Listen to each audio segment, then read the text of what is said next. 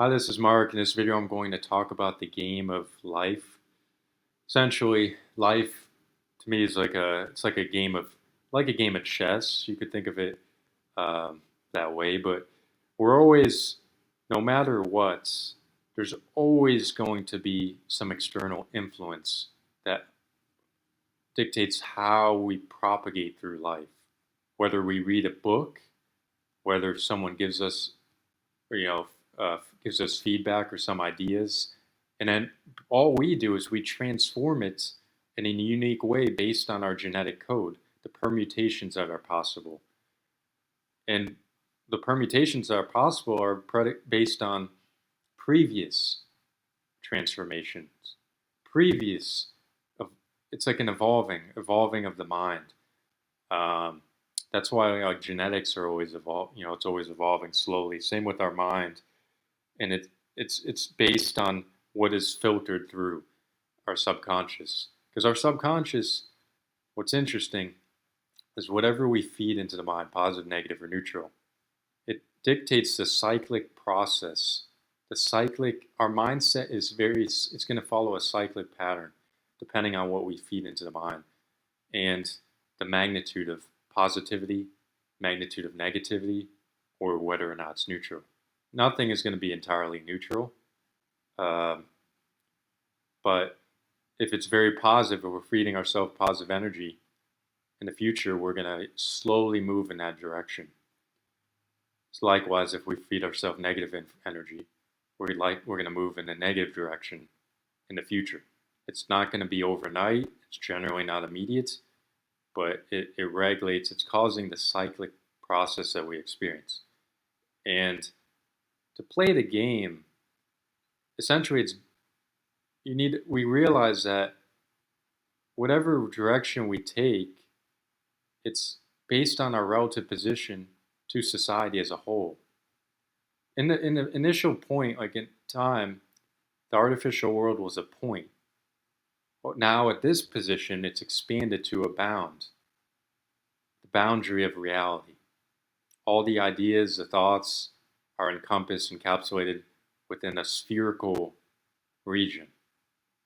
Spherical region is, based on the positioning of the ideas wherever we collected the ideas, the theories, the revelations, and information is just like is is just like the formulation of mass and matter. Abstractly, we organize information from chaos. We densify it, becomes more dense over time, more compact, just like a diamond. Think of a diamond being a very strong bond. It's very hard to break. So if you are so assured of a theory, it's very hard for someone to cause you to uh, cause you to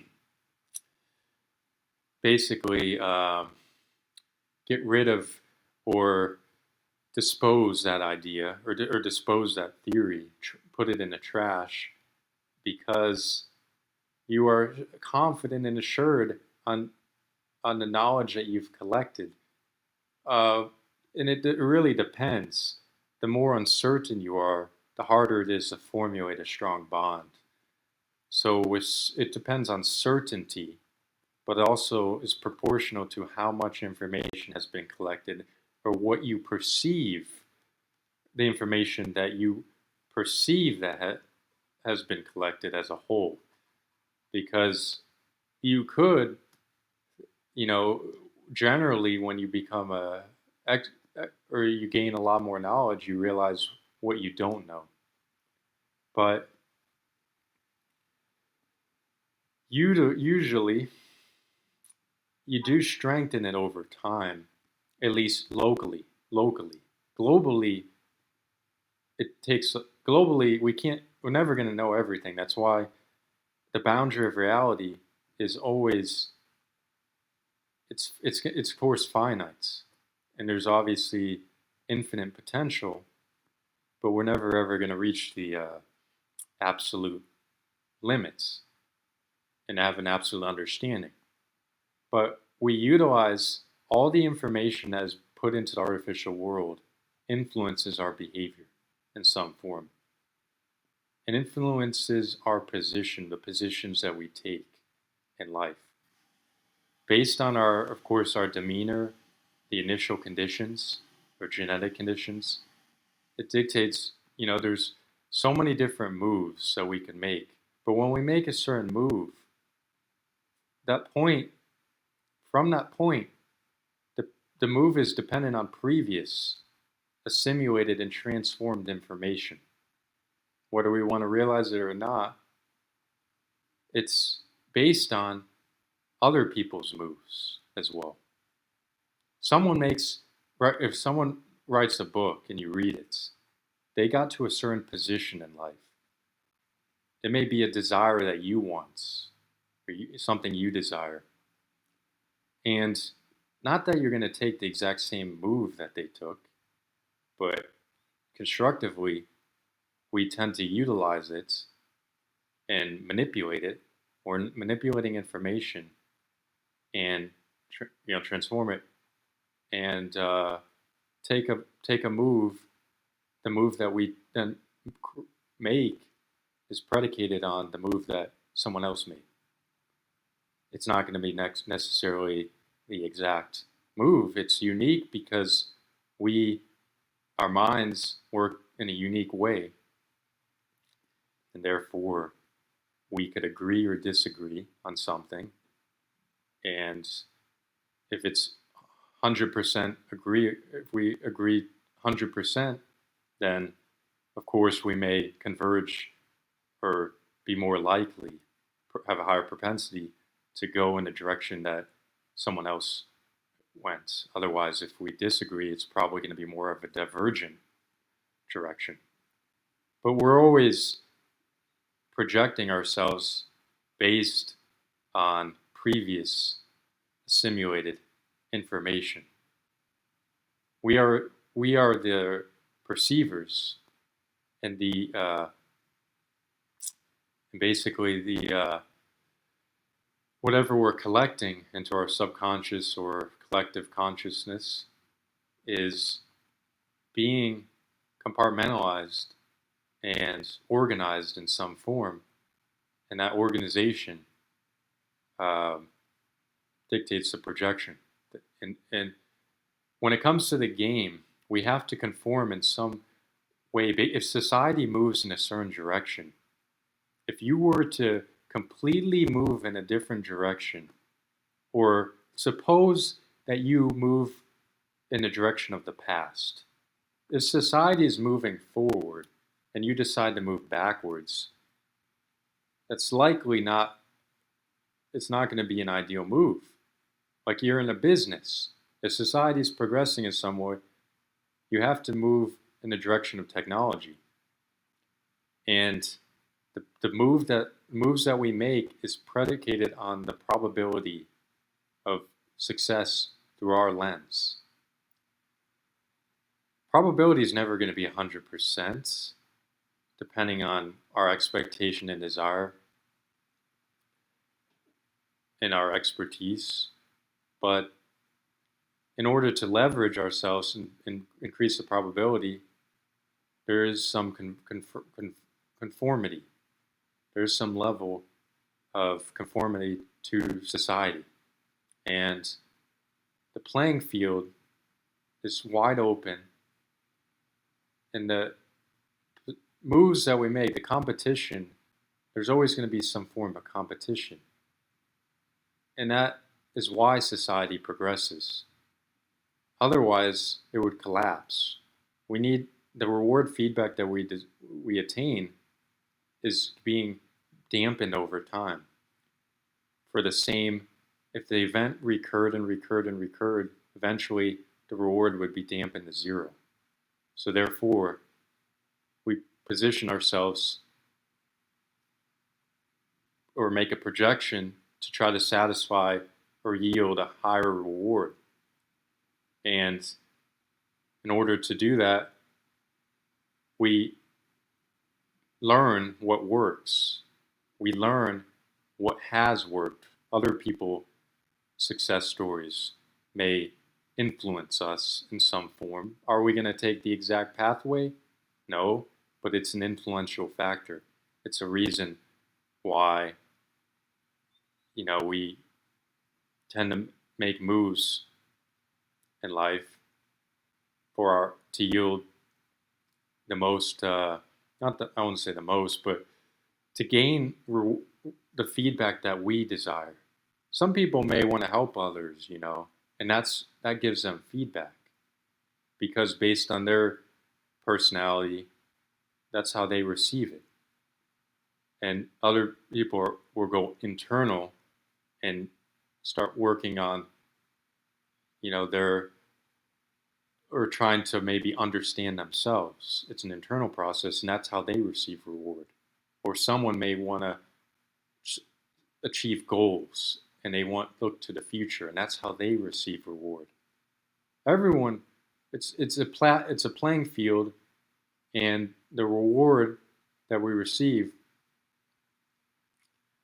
is essentially it's based on how far we can progress in a certain field.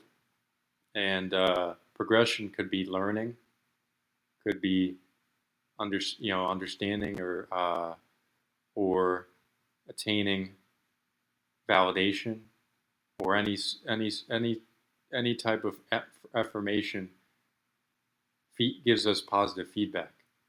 And then there's also deconstructive or destructive feedback that can put us in the other direction. But when it comes to making a move, like in a game of chess, you want to make a move such that the probability of success or the probability that you're going to be fed is highest or higher. You always try to shoot upward, not downward. It wouldn't make sense to shoot downward. We try to resist that. So we observe the playing field, and based on the moves that society makes, we adjust and try to improve the moves that we make to adjust and adapt, allow us to adapt to the progression of society as a whole. It's a process of adaptation and survival. That's why they say survival of the fittest. But do we necessarily need to play the game? Not, I mean, it's, you don't necessarily have to engage fully unless you want, if you don't choose to engage in a game, your probability of success floors to zero. For instance, if you never make a move and you decide to halt your progression, or you decide to tell yourself it's not worthwhile, or you're going to fail, or it's going to lead to catastrophe, then you just become stagnant. Your position remains in a stagnant position, or it goes backwards. And essentially, you start moving away from the plan. You start deviating from the level of progression. Like, for instance, in chess, there's a rank. And as you lose rank and you start depreciating, you lose out. It becomes much more difficult. It takes much more energy, much more investment to get to a position that you desire or may desire. So by not playing the game, you depreciate. By not making a move or not trying to improve the move based on society or where society is moving, you tend to depreciate. So in order to reverse that, there has to be some form of belief, some form of confidence that progression is going to be eminent, or progression is going to be clear, not faded. It's not going to. You can't if you believe it's just dark and grim or foggy, and then you're just creating the playing field becomes very chaotic. You make moves, but the moves are going to put you the probability of going making the wrong move is going to be much higher. You're going to make more blunders. Um, and but the thing is blunders are needed for leverage. You make the wrong move in the playing field, you learn, you realize what works, whether internally or through external mechanism. It's generally always going to be at both, and you leverage it to yield a better move in the future. So, yeah, life to me, it's a game that of manipulation of information, manipulation of our moves that we make, manipulation of anything. It doesn't necessarily have to be manipulation of when you manipulate people. There's always going to be potential for corruption if you want like power. And if you want to rise to the top of the hierarchy, a lot of times you may have to step on people's toes and to get through, to get to a position that you desire. But that it really depends on what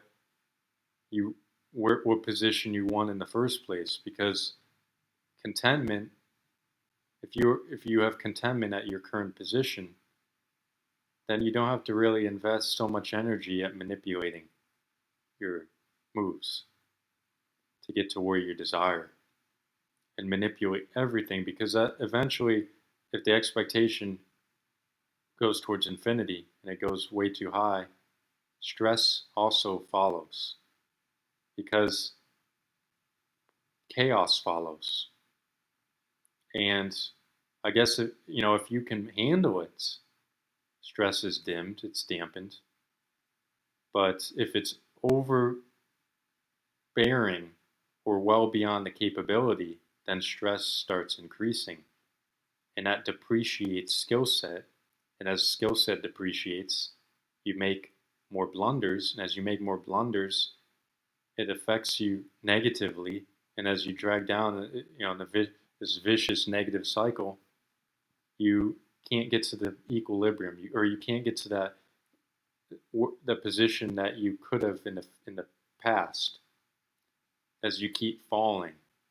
And then expectation, because it's dwindling away, causes more and more stress. So really, it really depends on contentment. Whether how much energy you invest in the game depends a lot on that. Depends on what you really want in life. And it's everyone will be. I guess there's differentiation between desires based on how, I guess, the initial condition of genetics, their temperament, and kind of the influence of the external world. I think if you focus too much on the success of others externally, it can cause the expectation to increase quite a bit. If you reference yourself relative to the upper bounds of society, it can cause disruption between, or it can cause the expectation to start expanding outward or increase. So contentment really arises from, I think, self awareness at strengths and weaknesses, and figuring out what is which position seems reasonable, which position is more favorable, and which position you know, you it's based on you always have a desire, but the expectation matches what's your capabilities matches your capabilities, and that's not always the case. So when you play the game and you invest a lot of energy in manipulating every move, it's proportional to the position that you want. If it's a very high position, you have to do more manipulation.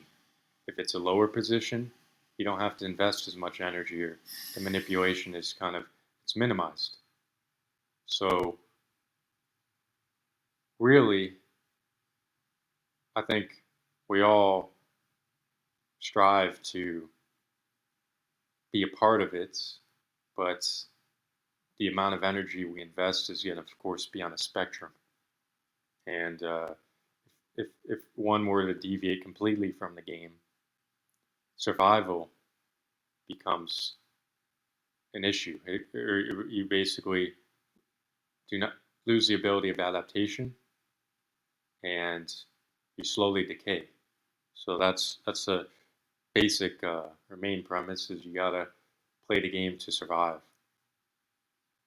Otherwise, you dwindle away and you don't move in the direction that society moves towards complexity, increasing chaos, increasing localized chaos. Just like the universe has been increasing towards complexity, our brains, our minds, our consciousness do so. And if we don't follow that direction by playing the game, by by manipulating the increased level of variables that are come to the playing that enter the playing field, it becomes much, much, much more difficult to deal with the variables and ultimately survive. So that's just my take on life as in terms of a game of chess, or you could think of any game, or game of combinations. And yeah, that's all I have. And hope you enjoyed, and I'll see you next.